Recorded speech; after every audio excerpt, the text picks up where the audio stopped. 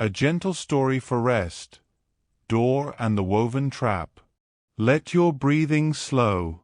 Release whatever weight you've been carrying. This is a story from the warm shores of an ancient gulf, where wisdom arrives like the tide, gentle, patient, inevitable. Along the warm, shimmering coast of the Persian Gulf, where the air carries the scent of salt, sweet dates, and sun-baked earth, there lived a young woman named Dor. She had been chosen as village chief for her sharp mind and sincere heart. Dor was intelligent. Dor was hard-working. And more than anything, she wanted to guide her coastal village well, with a steady hand, a reliable heart, a presence people could trust. But Dor carried something heavy inside. Something quiet. Something that grew heavier each day. She believed that a leader must make every decision alone. Every dispute between neighbors. Every worry about the harvest. Every choice, large or small. Dor held them all, believing that strength meant certainty, and that asking for guidance meant weakness. So Dor carried everything. Alone.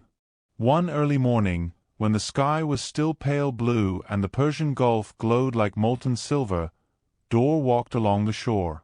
The tide was low, revealing ripples in the sand, patterns shaped by the night's waves, delicate as lace, stretching endlessly along the warm coast. Sitting near the waterline was Afsoun, an older woman known throughout the region for her calm insight and gentle wisdom. Her hands moved slowly, patiently, repairing a woven fishing trap. Each reed was placed with care, with the quiet confidence of someone who had lived many seasons by the sea. She looked up. Her eyes were warm. "You carry the weight of the whole village on your shoulders, Dor-Jan," she said softly. Dor sat down beside her in the cool sand. "There are so many decisions to make. People expect answers from me." Afsoun nodded, threading another reed into the trap with steady hands. "Answers come," she said gently, "but not always from the one who carries the heaviest load." Dor frowned, watching the waves of the Persian Gulf.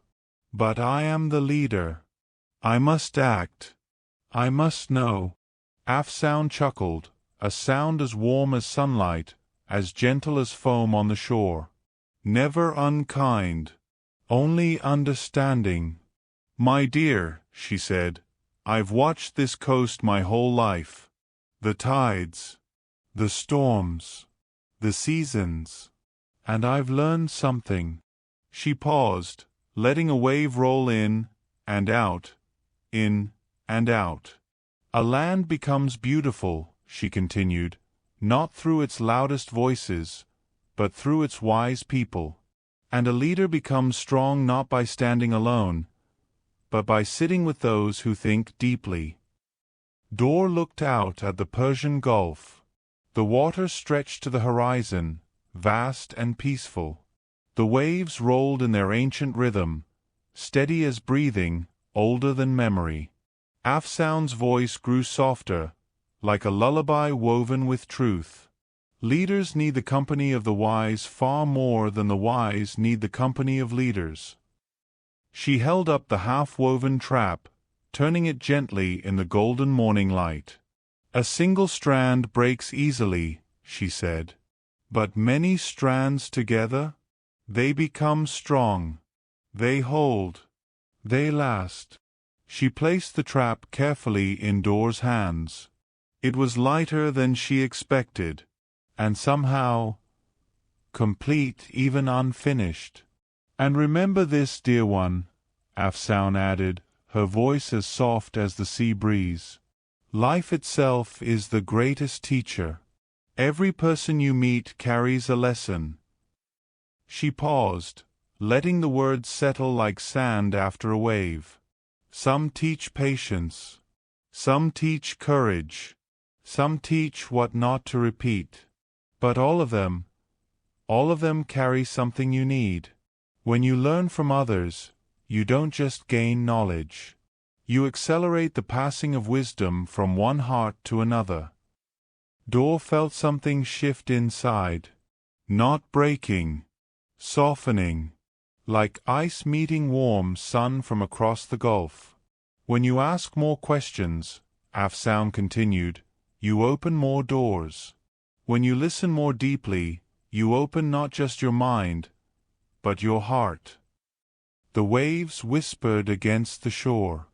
And when your heart opens, she said, you begin to accept more perspectives, more truths, more colors of this beautiful, wide, physical world. A long silence followed. Not heavy, not uncomfortable, just peaceful, present, full. Door finally whispered, "What should I do?" Afsoun smiled, the kind of smile that holds decades of understanding. "Begin by listening," she said. "Ask the thoughtful. Sit with the experienced. Let wisdom guide your steps, the way the stars guide sailors home." She gestured toward the sea. "Action without counsel," she said softly, "is like a boat without a sail. It moves, but not always toward the shore." Door breathed deeply. For the first time in many days, many weeks, the weight on her chest began to lift. Not disappearing, just becoming bearable, becoming shared. In the days that followed, Door changed. Not suddenly, not loudly, just gently. Like the tide reshaping the Gulf shore, she invited elders to speak, and listened without interrupting. She asked pearl divers about the movements of the tides in these warm waters. She sat with date farmers in their groves, learning the patience of waiting for fruit to ripen. She sought the thoughts of teachers, healers, travelers, even children, whose eyes saw things she had forgotten to notice. And slowly, beautifully, the village began to flourish. Decisions became lighter. Problems found solutions. People felt heard. The coastal village no longer rested on one woman's shoulders. It was held, gently, by many hands. And the people began to say, with warmth and pride, "Door has become a true leader, not because of knowing everything, but because of knowing whom to learn from." And so the story ends, like a wave returning to the Persian Gulf. Wisdom is a lantern. Humility is the hand that carries it, and the heart that listens becomes a pearl.